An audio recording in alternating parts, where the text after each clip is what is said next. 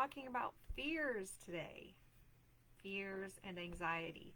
I'm going to get into what my strategies are with managing fears, how I interact with them, and we're going to talk about grounding techniques, how to talk to fear, um, and how to root out untruths and bring some compassion in. So, what I do want to give like a disclaimer, I guess, a teaser. Um, when I talk about fear and anxiety, I am talking about the day to day fear and anxiety that we feel as parents. I am not talking about anxiety from a perinatal mood disorder, um, or even an ongoing depression or anxiety. And if you're not sure, if you're like, oh no, I just have regular anxiety, I just constantly have intrusive thoughts that my child's head is going to explode, or I have removed all knives from the house because I'm terrified that one might accidentally fall on them, or I have normal anxiety. I just check to make sure the door was locked 10 times before I leave the house. Or I am up every single night wondering and I can never sleep. I struggle with insomnia. So if you are telling yourself, I have normal fear and anxiety, and those things are true, or you have intrusive thoughts, and an intrusive thought, to clarify, is something that comes into your head that is not helpful, it's not logical, but in the moment you don't have, seemingly, you don't have power to combat it. So one woman told a story of her mother coming to help, and she tried to lay down and she heard her mom turn on the microwave and was like, my mom is microwaving the baby. So then she ran out and freaked out. So if you have those thoughts and you run out and freak out, then what you are experiencing is very likely, I mean, I can't diagnose anything, I'm not a healthcare provider, but you are likely experiencing a higher level of anxiety that would be related to a perinatal mood disorder or depression or just an anxiety disorder. And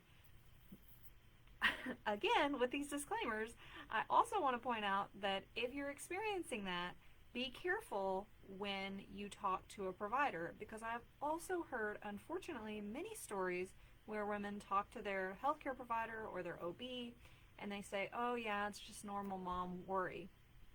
And it is not normal mom worry. You are normal. But if you are experiencing these heightened moments of anxiety and fear that are debilitating, or they're really impacting your life, help is available to you and support is available. So what I'm going to talk about today might support that, but it's not going to cure that. Okay, so let's just be clear about that. Now, let's dig in, now that we're here. So, the grounding techniques, I did a live a few weeks ago about grounding techniques generally, and you can definitely go back and watch that, but I just wanted to kind of touch base on those briefly. Box breathing is one that I love. That's the, like, you breathe in for a count of 4, you hold for a count of 4, breathe out for a count of 4, and hold for a count of 4, and just repeat that when you're visualizing this box. So box breathing is a great grounding technique when you're feeling in the moment, when you're having that anxiety. Another really great grounding technique is the 5, 4, 3, 2, 1, and that is noticing, it's a mindfulness technique of noticing 5 things you can see, 4 things you can touch, 3 things you can hear, 2 things you can smell, and 1 thing you can taste.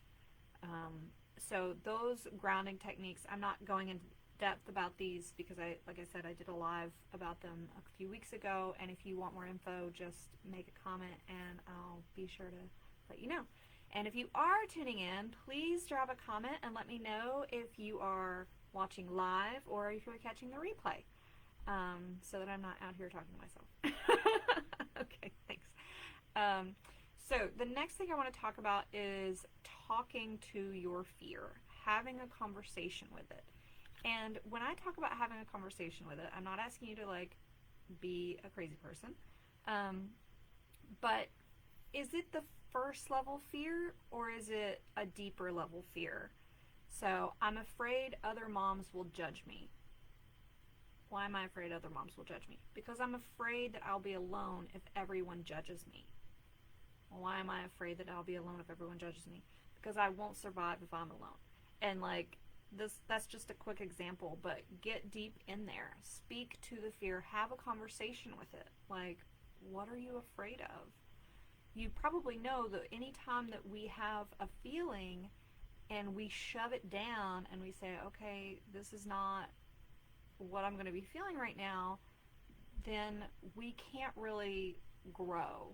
We're subduing that. We're like, oh, we shouldn't be afraid of that. We shouldn't, there's nothing to be afraid of, like, da-da-da. If you have a kid that's upset and they're crying and bawling their eyes out and you're like, oh, calm down, it's okay, you're okay, calm down. Like, that might work for some kids, and that was said to me a lot growing up, but that doesn't really work. And we know that now. We know that that doesn't really help you calm down. So have a conversation with the fear. Like, what is going on? What are you afraid of? And get curious. So approaching with curiosity, the whys. Why are you afraid of that? Is that your voice or is that someone else's voice?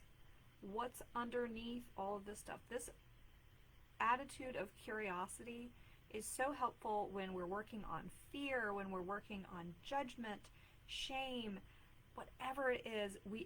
The more we can apply this attitude of curiosity, the more we can feel in touch with ourselves and in tune with what we want, and the more we can actually grow and have opportunity to notice when things might change or notice when things need to change. Whereas if we're constantly judging, like, I shouldn't be afraid right now, or like, come on, there's nothing to be afraid of, that's not really helping anything. Why are you afraid? Why is that important to you? If you're afraid of that, why is that important? What are you afraid is going to happen? And all of these different things, and like, what is the risk of that happening? So if you're afraid that your kid is gonna be upset when they're at camp, as an example, well, okay, why are you afraid of that? Were you upset when you went to camp? Like, was it really traumatic for you? Are you mixing your own experience and applying what was true for you to your kids? Or is there a legitimate, like, when I say legitimate, I don't mean to say that like your fears are stupid. That's not that. But it's like, are you afraid of something that is actually happening today?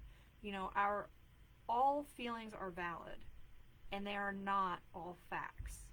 So if you are afraid of something, really try to be curious about it and figure out, am I afraid because I'm remembering something that happened to me in the past that is not happening with my child?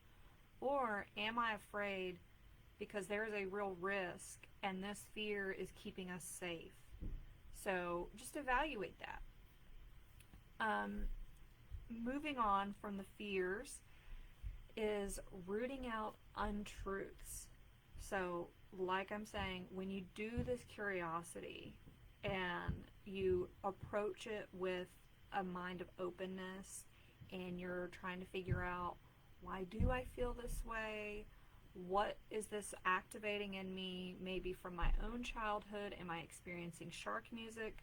Shark music is a term that I got from, I think it's Circle of Security Parenting. And it's this idea that, like the movie Jaws, the shark music. So something bad happened to you when you were a child, or just a feeling. It doesn't have to be like a major bad thing. Like when you had a feeling, your parent was uncomfortable with that feeling. And maybe you got in trouble when you had that feeling, or you were sent to your room, or you just noticed that it really upset your parent. And so you learned that that feeling was dangerous. And so when your children do something that activates the shark music in you, and you're like, this is dangerous, and that can produce fear, it can produce anger. For me, anger and fear go hand in hand. I am that kind of person. When I am quite fearful, I will also be quite angry. And I wish they didn't go hand in hand, but like the amount of times that I have raised my voice towards my children, and it's been because I'm afraid they're going to get hurt. They're doing something that is causing me fear, or I can't find them for a second. I think I've lost them and I'm terrified.